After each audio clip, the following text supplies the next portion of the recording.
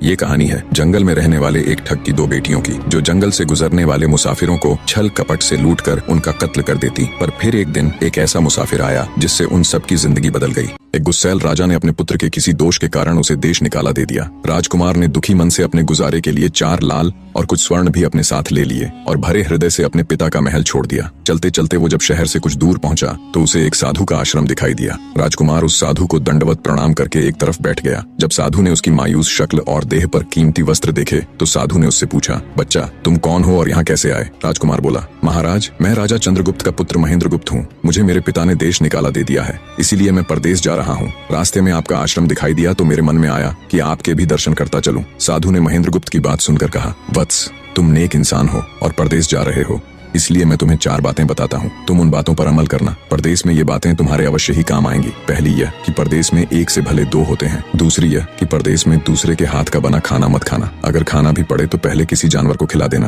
तीसरी बात यह कि परदेश में किसी दूसरे की बिछाई हुई चारपाई पर मत सोना, अगर सोना भी हो तो पहले बिस्तर को अच्छी तरह झाड़ लेना। चौथी बात यह कि यदि कहीं शत्रुओं के फंदे में फंस जाओ तो जहाँ तक हो सके नरमी और ज्ञान की बातें सुनाकर अपना उद्देश्य प्राप्त करना। साधु ने कहा, मेरी ये 4 बातें हमेशा याद रखना। साधु की बातें सुन साधु को प्रणाम कर राजकुमार परदेश चल पड़ा। जब चलते चलते बहुत दिन बीत गए तो वह एक जंगल में पहुंचा। वहां उसने देखा कि एक चील एक कछुए के बच्चे को लेकर उड़ी जा रही है। संयोगवश बच्चा उस चील के पंजे से निकलकर गिर गया। महेंद्रगुप्त ने कछुए के तड़पते हुए बच्चे को देखा तो उसे बड़ी दया आई। उसने मन में सोचा कि इस बच्चे को पालना चाहिए। इस बच्चे को पालने से 2 बातें होंगी। पहली तो यह कि इस बच्चे के प्राण बच जाएंगे और दूसरी यह कि साधु द्वारा कही गई पहली बात भी पूरी हो जाएगी कि सफर में एक से भले 2 होते हैं और इससे बातें करते हुए दिन भी आसानी से बीतेंगे। यह सब सोचकर महेंद्रगुप्त ने बच्चे को अपने साथ ले लिया। अब सफर में उसके साथ वह कछुए का बच्चा भी हो लिया। कुछ दिन के सफर के बाद राजकुमार को एक अच्छा सा स्थान दिखाई पड़ा। उस स्थान पर पहुंचकर उसने कुछ खाया पिया और फिर कछुए के बच्चे से बोला, तुम यहाँ बैठे रहना, मैं जरा थोड़ी देर सो लूं। यह कहकर महेंद्रगुप्त एक पेड़ के नीचे सो गया। उसी पेड़ के ऊपर एक सांप और एक कौवा रहते थे। उन दोनों का यह दस्तूर था कि जब कोई मुसाफिर उस पेड़ के नीचे ठहरता